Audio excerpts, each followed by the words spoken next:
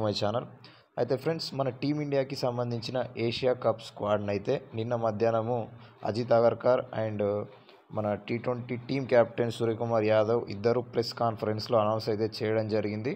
అయితే కొన్ని సెలక్షన్స్ మాత్రం చాలా షాకింగ్గానైతే ఉండడం జరిగింది. అందులో మొట్టమొదటిదైతే శుభ్మన్ గిల్ అన్నమాట. శుభ్మన్ గిల్ అసలు గత 1 ఇయర్ కనుక చూసుకున్నట్లయితే మనము శుభ్మన్ గిల్ అసలు టీ20 స్క్వాడ్లోనే లేడు.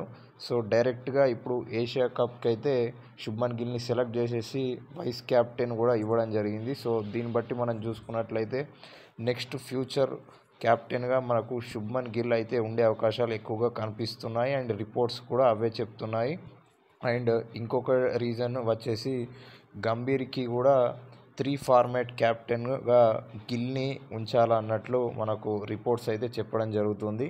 సో ఆల్రెడీ శుభ్మన్ గిల్కి ఫస్ట్ సిరీస్గా ఇంగ్లాండ్ అయితే వెళ్ళడం జరిగింది. టెస్ట్ క్యాప్టెన్షిప్ ఇచ్చిన తర్వాత అందులో చాలా అంటే చాలా బాగా పర్ఫామ్ చేశాడు కాబట్టి ఇప్పుడు డైరెక్ట్గా ఏషియా కప్ స్క్వాడ్లోకి, అది కూడా వైస్ క్యాప్టెన్గా ప్రమోట్ చేసి మరి స్క్వాడ్లోకి అయితే తీసుకోవడం జరిగింది. సో మొత్తానికి గిల్ అయితే ప్లేయింగ్ 11లో ఖచ్చితంగా ఉంటాడు, ప్రతి మ్యాచ్ కూడా ఆడతాడు.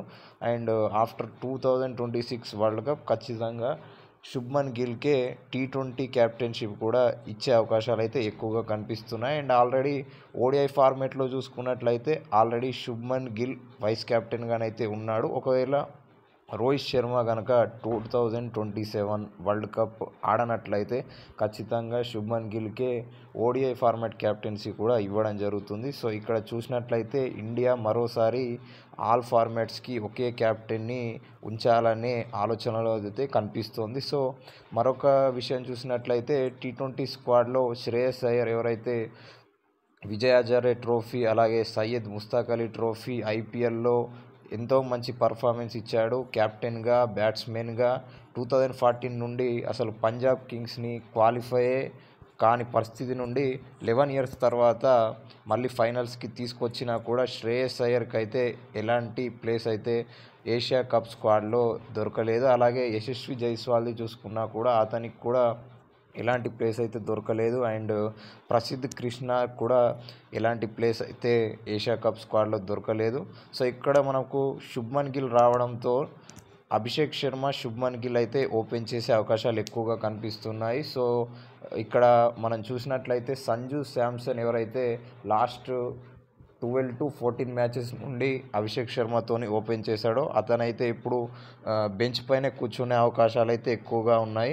ఎందుకంటే శుభ్మన్ గిల్ అయితే ఓపెనింగ్ చేయబోతున్నాడు. అండ్ మీరు ఫస్ట్ డౌన్ కనుక చూసుకున్నట్లయితే తిలక్ వర్మ అయితే చాలా అంటే చాలా బాగా ఆడాడు. ఫస్ట్ డౌన్లో 2 సెంచరీస్ కన్సిక్యూటివ్గా కొట్టాడు సౌత్ ఆఫ్రికాలో. అండ్ వరల్డ్ ర్యాంకింగ్స్లో చూసుకున్నా కూడా టీ20ఐలో తిలక్ వర్మ సెకండ్ పొజిషన్లో ఉన్నాడు. అండ్ ఫస్ట్ పొజిషన్లో వరల్డ్ నెంబర్ 1 టీ20 బ్యాటర్గా అభిషేక్ శర్మ ఉన్నాడు. సో అభిషేక్ శర్మతో శుభ్మన్ గిల్ ఓపెన్ చేసే అవకాశాలు ఎక్కువగా ఉన్నాయి. అండ్ ఫస్ట్ డౌన్ మనం చూసుకున్నట్లయితే తిలక్ వర్మ అండ్ నెక్స్ట్ మన స్కై అయితే ఉండడం జరుగుతుంది. సో దాని తర్వాత నెక్స్ట్ డిఫరెంట్ పొజిషన్స్ అయితే ఉంటాయి. సో దీని ద్వారా మనం చూసుకున్నట్లయితే సంజు శాంసన్కు ప్లేయింగ్ 11లో ఛాన్స్ దొరికే అవకాశాలు అయితే చాలా అంటే చాలా తక్కువగా ఉన్నాయి.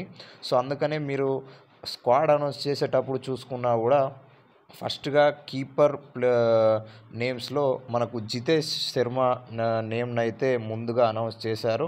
అండ్ సంజు శాంసన్ నేమ్ వచ్చేసి చాలా అంటే చాలా లాస్ట్కి అయితే అనౌన్స్ చేశారు. సో దీన్ని బట్టి చూసుకున్నా కూడా మోస్ట్లీ సంజు శాంసన్ ప్లేయింగ్ 11లో ఉండే అవకాశాలు అయితే చాలా అంటే చాలా తక్కువగా ఉన్నాయి.